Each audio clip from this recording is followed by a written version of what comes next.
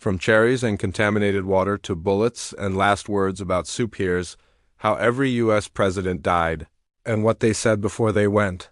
Some left behind powerful messages.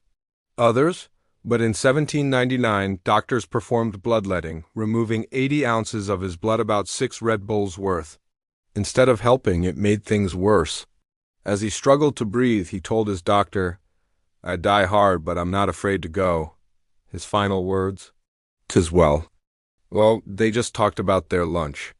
Let's begin at the top with George Washington. After riding in the cold snow, Washington developed a severe throat infection, likely epiglottitis. Today, antibiotics could have cured it. Now, get ready for one of the craziest coincidences in American history. John Adams and Thomas Jefferson, the second and third presidents, died on the exact same day, July 4, 1826, exactly 50 years after the signing of the Declaration of Independence. He returned to Congress after his presidency and suffered a massive stroke on the House floor. The fierce general turned soft at the end, telling his family, "Oh, do not cry." His final words, "There's but one reliance," a reference to his faith in God. "Be good children, and we shall all meet in heaven." As they carried him out, he said, "This is the last of earth, I am content." His final words to his wife, "I love you, Sarah, for all eternity, I love you." Once friends, then rivals in the 1800 election, they later reconciled through letters. Jefferson fell ill with pneumonia and a kidney infection. Legend says he died from pneumonia after giving a 2-hour inauguration speech in freezing rain. But newer evidence suggests contaminated White House water caused typhoid or septic shock. Either way, he died fast. Doctors tried to keep him alive until July 4th, but he died on June 28th, his last words, "My right side is paralyzed." He spent his final months writing memoirs to support his family. His final word, water. His last words, "I know that I'm going where Lucy is," referring to his late wife, "I need no doctor." His final words, "Perhaps it is best." The bullet didn't hit vital organs, but doctors made it worse by probing his wound with unsterilized instruments. He said, "I have tried so hard to do right." After 80 painful days, he died. His last words, "Swaim, can't you stop the pain?" One bullet was never found. Gangrene set in. His last words to his wife, "God's will be done, not ours." 1836. When offered more medicine, he declined, saying, "Nothing more than a change of mind, my dear." His last words, "Are there any doctors here? Doctor, my lungs." "I always talk better lying down." His last words, "O Lord God Almighty, as thou wilt." No last words recorded. Moments before, he responded to a comment with, "No, you certainly can't," referring to how much the city seemed to love him. Conspiracy theories say he was poisoned, but modern tests found no evidence. His last words, "I regret nothing." On his final night, he asked, "Is it the 4th?"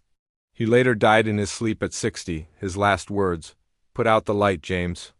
After a stroke, someone offered him soup. His last words, "The nourishment is palatable." 5-star soup review. His last words, "I have a terrific pain in the back of my head." His last words, "That's good, go on, read some more." Just before the shot, he told his wife, "She won't think anything of it," referring to a friend seeing them holding hands.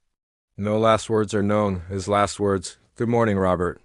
On July 4, 1831, suffering from heart problems and tuberculosis, he passed away. His final words, "I regret that I should leave this world without again beholding him," referring to his old friend Madison. When told it wasn't, he held on until morning. His last words, "No doctor, nothing more." Meanwhile, 500 miles away, Adams lay dying at age 90. Unaware Jefferson had passed just hours before. His final words, "Thomas Jefferson survives." James Madison, the 4th president, nearly joined the 4th of July Club. But James Monroe, our 5th president, did complete the trio. Not all presidents died peacefully. Take John Quincy Adams, the 6th president. Andrew Jackson, known for surviving duels and assassination attempts, died at home from tuberculosis and heart failure. Martin Van Buren died quietly at his New York estate after battling asthma and heart problems. William Henry Harrison holds the record for shortest presidency, just 31 days. John Tyler, his successor, sided with the Confederacy during the Civil War, so when he died of a stroke, the U.S. government didn't officially mourn him. James K. Polk, just 53, died 3 months after leaving office from cholera, a disease causing intense diarrhea. Zachary Taylor died after gorging on raw cherries and milk during a 4th of July event. He got gastroenteritis and died days later. Millard Fillmore lived to old age. Franklin Pierce, devastated after losing his son in a train crash, drank heavily and died alone from liver disease. No final words were recorded. James Buchanan died of a respiratory illness, with speculation about a national hotel disease. Then came the great Abraham Lincoln. Assassinated by John Wilkes Booth at Ford's Theater, he didn't leave us with epic last words. Andrew Johnson took over, later dying of a stroke. Ulysses S. Grant, Civil War hero, died of throat cancer from smoking 20 cigars a day. Rutherford B. Hayes died from heart failure. James Garfield was shot by a madman at a train station. Chester A. Arthur followed, dying of kidney disease.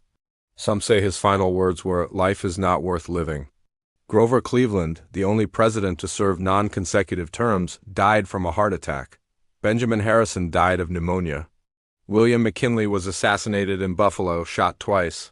That's when the Secret Service started protecting presidents full-time. Teddy Roosevelt, shot in the chest while campaigning, gave an 84-minute speech with the bullet still inside him. William Howard Taft, known for his size, died of heart failure. Woodrow Wilson suffered a massive stroke, lived paralyzed, and died saying, "I am a broken piece of machinery." Warren G. Harding, mired in scandal, died suddenly of a heart attack while his wife read to him. Calvin Coolidge died quietly of a heart attack. Herbert Hoover lived to 90 but died of internal bleeding. Franklin D. Roosevelt, elected 4 times, suffered a stroke while posing for a portrait. Harry Truman died after multiple organ failure. He was in a coma, no last words recorded. Dwight D. Eisenhower, after years of heart trouble, said, "I want to go." "God, take me." John F. Kennedy was assassinated in Dallas. Lyndon B. Johnson died of a heart attack, grabbing the phone to say, "Send Mike immediately." Richard Nixon died from a stroke. His last word, "Help." Gerald Ford, thanks to modern medicine, lived to 93 at the time, the longest living president. His family kept his final moments private.